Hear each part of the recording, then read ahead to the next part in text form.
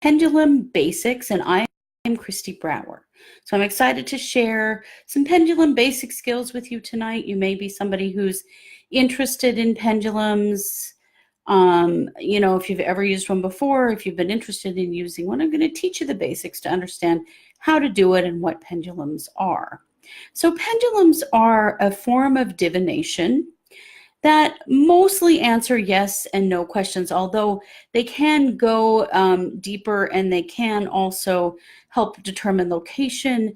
They can also help with determining the balance of a chakra. So we're going to talk a little bit about some of those things tonight and how to use them. So I've got a couple of pendulums here to show you, to give you an example. So this is a chakra pendulum, and you can see on the front there it's got the chakra stones. It's also got the chakra stones on the chain. So this is a pendulum that could be used for all kinds of divination, but it's also a pendulum that is particularly focused on chakra balancing. So I'm going to teach you how to do that later on in the class. This other pendulum I have is a rose quartz pendulum that has a metal tip. And so the metal tip is for aesthetics, but it's also for accuracy. Depending on what you're doing with the pendulum, you might need a very specific location identified. And so some people like these with the point. Really, anything that hangs from a chain that is heavy enough to rotate on its own and that comes to a point of some sort so that it can indicate something for you really will work as a pendulum. Although having things that are meant specifically for pendulums are the most convenient. People do sometimes use a necklace or pendant of some sort. I've seen people use a needle as a pendulum, although I don't really recommend needles because they aren't very heavy, and so they can be a little more difficult to determine what they're doing. So first of all, to choose a pendulum, choose something that resonates with you. There are pendulums that are made of wood. There are metal pendulums, all different kinds of gemstone pendulums. I think it's really important that you choose a material that resonates with you. I prefer gemstone pendulums, as you can imagine, because I'm a gemstone person. I love all things stones. But I have used wood and I have used metal before as well. But I find the best accuracy with stone pendulums for me personally. But it's important for you to try a few different pendulums over time to determine what works best for you. Then choose a stone that resonates with you, something that you like, something that you feel good about. There are all different kinds of stone pendulums out there, tons and tons of them. At the end of class, I'm going to give you a discount code for pendulums in my store. All of my pendulums and pendulum bracelets are 15% off with the code. And so I'm going to give you that code at the end of class if you don't have a pendulum or if you're looking for a new one. But once you get a pendulum that you resonate with, something that just feels good to you, there are a few things that you should do because you want that pendulum to read very clearly for you. So you want it to be attuned to you. So it's similar to a set of divination cards or, a crystal that you particularly love that you want to be attuned to you. You spend some time with it. Pendulums should always be cleared, so their energy should be cleared. You can clear pendulums in a similar way to clearing a stone. You can do it with salt water. You can do it with sun and moonlight. You can beam white light from your third eye, which is what I generally teach. Or you can hold a pendulum above a white candle. So you could light a little white tea light candle, not tea light. You could use a tea light or you could use a chime candle. Either of those would work.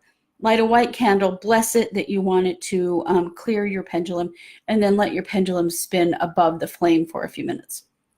And that's an effective way to clear a pendulum as well, but they should always be cleared up front. Then you want to charge your pendulum. So to charge your pendulum, you hold it in your hands and you give it a blessing. You tell it what you want it to do, which is simply to give you accurate answers. You want it to tell you the truth. That's really important with the pendulum. So you should always take a new pendulum and hold it with you and ask it to give you true and accurate information. it's a good idea to carry your pendulum with you if you carry it in your pocket. Some people like to sleep with it under their pillow for the first week that they have it. Something to keep it connected to and make it attuned to your energy is important because you want it to read you. What a pendulum does is it really is simply an extension of your intuition. And so it is reading your energy field to get the answer to a question that you may already know the answer internally. You may also know the answer on a higher level. So your higher self may know the answer to the question. And so the pendulum is simply the vehicle that gives you the answer. It's just reading the information for you. Just like divination cards do, or runes do, other forms of divination do the same thing. They read the information or the energy that is within and around you in order to give you a more physical and definitive answer to a question that you may have. So once you've chosen your pendulum, you've cleared your pendulum, and you've charged your pendulum, now you need to get to know your pendulum. And that is, you need to know the answers. You need to know how your pendulum is going to answer you, yes and no.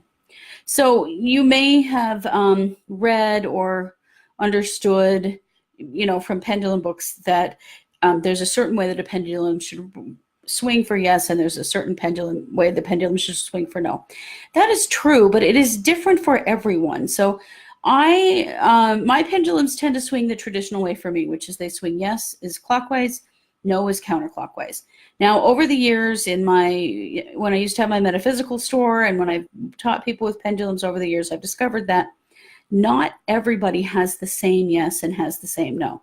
So when you get a new pendulum and you've blessed it and cleared it and, tuned it to your energy, then you want to ask it to show you yes and show you no, because you need to determine, what does this pendulum say? What direction does it give you for yes and no, so that you're sure that you're reading the answers correctly. So you hold the pendulum in your dominant hand. Sorry, this is going to make my lighting go funny, but you hold your pendulum in your dominant hand over your non-dominant hand. And you're going to hold it a few inches above your hand. And you're going to hold it, you can drape it over one finger or over a few fingers like this. You just want to drape it so that there's enough chain so that pendulum has the ability to rotate. And you're going to ask your pendulum to show you yes. So show me yes. There we go. Very clear clockwise motion for me. Stop.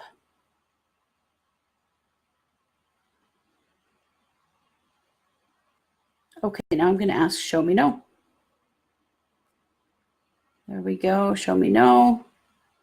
So for me, obviously, is sort of the traditional clockwise for yes, counterclockwise for no. So you're going to want to determine that with your pendulum. Sometimes your pendulum will just sit in the center and shake. Why does it do that? Well, it does that for multiple reasons. Sometimes it is that the answer is not known. Sometimes it means that you need to reword your question. And sometimes it's a maybe. So usually if I get that, and this is a pendulum that normally works for me, because that's the other thing, is occasionally a pendulum won't work for you. I've seen it before. Usually if you choose a stone or a medium, whether it's wood or metal, that really resonates with you, it's going to work for you. But occasionally they don't, and sometimes they just need cleared and they need charged. They might need spend a little more time with you personally first in order to get attuned to your energy. But generally, if that happens, then I know that I need to rephrase my question. So question asking with pendulums is very important because you want it to be a very clear yes or no question. If there are any variables that could affect the way that the question can be answered, you're not going to get a clear answer. So working with pendulums is often a process of elimination. So say, for example, one of the things that you can use a pendulum for is to find a lost object. So say you've misplaced your keys and you know they're in your house. You can start with a room. Are my keys in the living room? Yes or no? So if you get a yes, then you narrow it down. Are my keys, near the couch? Are my keys near the entertainment center? You start asking more specific questions, narrowing it down to help you to determine this very specific answer. And so you can get really good at question asking and narrowing things down with pendulums, but generally you don't get your answer right off the bat unless it's a very clear, should I say yes or no to this situation? And that can be the case. I have used pendulums for years in space clearing, because one of the things that can happen, those of you that know me and my sister Katie, you know that we have been clearing space, like doing space clearings in person for a long time. Well, sometimes you want to double check that the space is clear. So we would do it level by level. So is the basement of the house clear, yes or no? If we get a no, then we ask one room at a time till we get the room that still has something that needs to be cleared. And then we do that space, and then we'll eventually ask, is the entire property clear? And that's how we'll know for sure that we haven't missed anything. So that's another way. You can, if you're doing a lost object, you can draw yourself a map. Draw yourself a map of your house and delineate each room, and then you can hold your pendulum above each room and ask the questions. You know, there are pendulum maps and pendulum books out there, and some people really enjoy them, and if you do, go for it. I find it to be unnecessary because I can ask myself a series of yes or no questions that are simply a process of elimination to answer the same thing. So maybe you're wondering, what month should I move? Or should I move in a particular, should I move in spring, summer, or fall? So you can ask your pendulum, should I move in spring? Yes or no. Should I move in fall? Yes or no. Should I move in December? Should I move in the first week of December or the second week of December? So you can narrow it down slowly until you get to your answer. Now, pendulums can be swayed by our own desires. And so you need to be very careful. A pendulum is not always the best medium to use if you are very emotionally attached to the outcome of an answer. One technique that I recommend using in that case, particularly if you are using a pendulum, is that you keep your eyes closed while you've asked your question. So you've got your pendulum above your hand like this, you close your eyes, you ask your yes or open your eyes, the pendulum begins to swing. Then you aren't going to unintentionally sway your answer, because you want to be very careful that your answer is clear and that it isn't being influenced by what you want the answer to be. It is possible to locate people or pets on a map with a pendulum. It takes quite a lot of practice to get to that level. So I encourage you that if you want to work with a pendulum, that you do a lot of yes and no question asking just for yourself, personal stuff to begin with over time, before you get up to that level, because you want to be really sure that you're comfortable with your pendulum and that you're really clear on your answers before you go to that level. So you want to practice quite a bit. Something else that you can do with a pendulum, and that's the chakra pendulum is especially useful for this, is to help determine the balance of chakras. So there are a couple of ways to do this. You can determine that when I see the pendulum go clockwise, that means the chakra is balanced. When it's counterclockwise, it is out of balance and needs work. Or you can just ask, is this chakra balanced? And get a yes or a no answer. Now, as a healer, I have done this before with people, like actually on a massage table, and hold my pendulum over each chakra and just let the pendulum swing and see, what it says. You can do this for yourself simply by asking, like, is my root chakra balanced? I get a no. Okay, stop. Is my root chakra overactive? Nope, stop. Is my root chakra underactive? Oh, and there's my yes. Okay, so I know, and I already know that because I've been feeling pretty ungrounded, that I need to work on my own root chakra balance. And so identifying different areas of your energy body through working with a pendulum is another way that you can use one. In the video, Pamela says, are there certain crystals that are better for certain topics? Really any pendulum will work for any topic. if you want to get specific like that, you can. And, you could use a rose quartz for heart chakra stuff, and you could line it up color for color with chakras if you want to. I generally recommend having a multi-purpose pendulum that works for everything. But, that it depends on how much you want to work with it. I think that it's always a good idea to have a general use pendulum that you work with, that you carry with you, that you use on a regular basis, that you can use for everything. That's why I think one of the things I have in the store now are pendulum bracelets. And so they're a bracelet that has a pendulum on the end of it, so you can wear it around your wrist, and then you can undo it, and then you have a pendulum on a chain. I used to make those in my store, and now I found them to carry them in my store online, and I was excited to wear one. You can also wear a pendulum on a chain around your neck and wear it as a necklace, as a pendant, so that it's with you. That's one thing that I love about working with pendulums, is that they can be with you all the time, and they're fast. It's a lot quicker than drawing cards. It's a lot easier than carrying a card deck with you, depending on where you are and what you might be doing. And so pendulums can be really handy for things like that. And just a quick yes or no, if you've got a decision to make and you're just not sure which direction to go, a pendulum is a great way to get that answer. Pendulums should be cleared on a regular basis, especially if it's something that you're wearing and carrying with you all the time. You want to clear it regularly so that the energy that it's picking up when you're wearing it isn't skewing its answers. So if you've got a pendulum that's been very accurate for you and you felt really good about what you're getting answer-wise with it, and it starts to seem to be off and not answering you clearly, or it's doing that hanging in the center and shaking thing, that's an indication that it probably needs to be cleared. So I encourage you to clear it regularly. You can, and I've taught this tons of times, but if you've never seen this, you just hold a stone or a pendulum, anything that you want to clear, in your hands, and you close your eyes and you visualize beaming white light from your third eye into the pendulum to clear it of all stagnant and unnecessary energy, anything that doesn't belong to the pendulum, until your third eye has finished beaming that light. You'll feel it stop. And you can bless your pendulum the same way. You can just hold it in your hands and bless it to give you true and accurate information. You can also beam white light from your third eye to do that. But I encourage you, if you haven't worked with this form of divination, to give it a shot.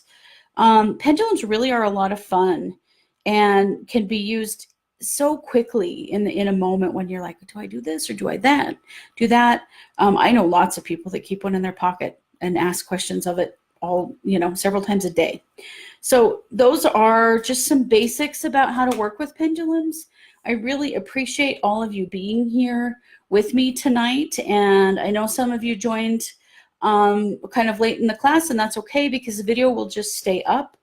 I want to tell you that there is a discount code on Peace Crystals. It is 15 pendulum, all one word. I'm going to put it in the video here, but it's just 15 pendulum, and that works on any pendulum or pendulum bracelet as a 15% off discount. So if you are interested in getting your first pendulum, feel free to use that code. And if you have any questions about using pendulums, feel free to ask them here in the group with me, or message me, on Facebook, however you want to do it. I'm happy to help. If you're working with a pendulum and you're having some problems or something, and you have more questions, let me know. I'd be happy to answer them for you. And I just encourage you to get out there and get a pendulum and get to know it. Lori says, I always loved my pendulum, but I quit using them because they seem to give me the answer that I really wanted. So be very careful, Lori, that you keep your pendulum cleared, and that you keep your eyes closed until your pendulum starts to swing. If you can't see which direction it's going to go, you can't influence it. Now, if you feel like you can't be, a little disconnected from the answer, then you might ask someone else to use the pendulum and ask the question for you. Because I know sometimes we get the answers we want, but those are a couple of ways, that you can do it. Oh, Jen says the bracelet is a really cool option, isn't it? I am really excited about those, and the ones that I've got in the store are really pretty, so I was thrilled about them. So check them out. Let me know if you have any questions. Feel free to watch the class again, and thank you for being here with me tonight.